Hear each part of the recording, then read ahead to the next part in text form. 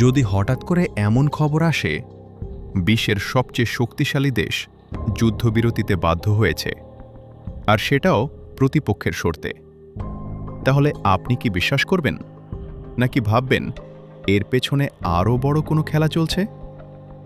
Techno explains বিডিতে আপনাকে স্বাগতম। আজকের ভিডিওতে আমরা বিশ্লেষণ করব মধ্যপ্রাচ্যের সেই উত্তপ্ত 40 দিনের যুদ্ধ, যেখানে শেষ মুহূর্তে এমন কিছু ঘটেছে যা পুরো বিশ্বের রাজনীতি কাঁপিয়ে দিয়েছে। ভিডিওটা শেষ পর্যন্ত দেখলে আপনি বুঝতে পারবেন এই যুদ্ধবিরতি কি সত্যিই শান্তির শুরু, নাকি আরও বড় কিছুর প্রস্তুতি। ভিডিও শুরু করার আগে লাইক দিয়ে দিন আর সাবস্ক্রাইব করে বেল আইকন অন করে রাখুন, কারণ আমরা এমন সব গুরুত্বপূর্ণ বিষয় সহজভাবে তুলে ধরি। ইরান যুদ্ধের 40তম দিনের শেষে এসে পরিস্থিতি একেবারে বদলে গেল। যেখানে শুরুতে মনে হচ্ছিল আমেরিকা তাদের শর্ত চাপিয়ে দেবে, সেখানে উল্টো ডোনাল্ড ট্রাম্পই বাধ্য হলেন ইরানের শর্ত মেনে নিতে। আর ঘোষণা এলো, আগামী 10ই এপ্রিল পাকিস্তানের ইসলামাবাদে আবারও বসতে যাচ্ছে দুই দেশের বৈঠক। ভাবতে পারছেন, যে যুদ্ধ এতদিন ধরে চলছিল, যে উত্তেজনা পুরো বিশ্বকে আতঙ্কে রেখেছিল, সেটাই হঠাৎ করে যুদ্ধবিরতিতে গড়ালো। ডোনাল্ড ট্রাম্প আগে হুমকি দিয়েছিলেন, তার শর্ত না মানলে ইরানের সভ্যতাকে শেষ করে দেওয়া হবে। এই কথাতেই গোটা পৃথিবীতে শুরু হয়েছিল জল্পনা। অনেকে ভাবছিল, এবার কি পারমাণবিক হামলা হতে যাচ্ছে? গত রাতেই বিশ্বজুড়ে সেই ভয় ছড়িয়ে পড়েছিল। উদ্বেগ, উৎকণ্ঠা, অনিশ্চয়তা। আপনার কি মনে হয়, এই ধরনের হুমকি কি সত্যিই বাস্তবে পরিণত হতে পারত, নাকি এটা ছিল কেবল চাপ সৃষ্টি করার কৌশল? কমেন্টে আপনার মতামত জানান। শেষ পর্যন্ত আল্টিমেটাম শেষ হওয়ার মাত্র আধা ঘন্টা আগে দুই পক্ষ যুদ্ধবিরতির প্রস্তাব মেনে নেয়। আর সেখানেই স্বস্তির নিঃশ্বাস ফেলে পুরো বিশ্ব। কারণ এই যুদ্ধ শুধু মধ্যপ্রাচ্যে সীমাবদ্ধ ছিল না, এর প্রভাব পড়ছিল পুরো পৃথিবীতে। তেলের দাম বাড়ছিল, জ্বালানি সংকট তৈরি হচ্ছিল, রাসায়নিক সারের ঘাটতি দেখা দিচ্ছিল, আর তার সাথে সাথে খাদ্য সংকটের আশঙ্কাও বাড়ছিল। মানে, এই যুদ্ধ চলতে থাকলে পুরো বিশ্ব অর্থনীতি বিপর্যয়ের দিকে চলে যেত। এই পর্যায়ে একটা গুরুত্বপূর্ণ প্রশ্ন, আপনার কি মনে হয় এই যুদ্ধ যদি আরও 1 মাস চলত, তাহলে বিশ্ব অর্থনীতির কি অবস্থা হতো? আপনার ধারণা কমেন্টে লিখে জানান। ইরান কিন্তু এক চুলো পিছু হটেনি, বরং শেষ পর্যন্ত আমেরিকাই বাধ্য হয়েছে। ইরানের দেওয়া 10 দফা শর্তকে আলোচনার ভিত্তি হিসেবে মেনে নিতে, আর এই ভিত্তিতেই শুরু হবে নতুন আলোচনা। এই যুদ্ধবিরতিকে ইরানের সুপ্রিম ন্যাশনাল সিকিউরিটি কাউন্সিল সরাসরি বিজয় ঘোষণা করেছে। তেহরান শহরে শুরু হয়েছে উদযাপন। হাজার হাজার মানুষ রাস্তায় নেমে এসেছে জাতীয় পতাকা হাতে। কারণ 39 দিন ধরে ইরানের আইআরজিসি এবং সাধারণ মানুষ যেভাবে লড়াই করেছে, তা অনেকের কাছে রূপকথার মতো মনে হয়েছে।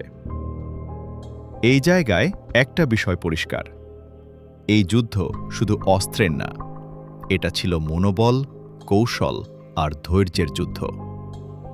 আপনি কি মনে করেন, ইরানের এই অবস্থান কি সত্যিই শক্তির প্রমাণ, নাকি কৌশলগত চাল?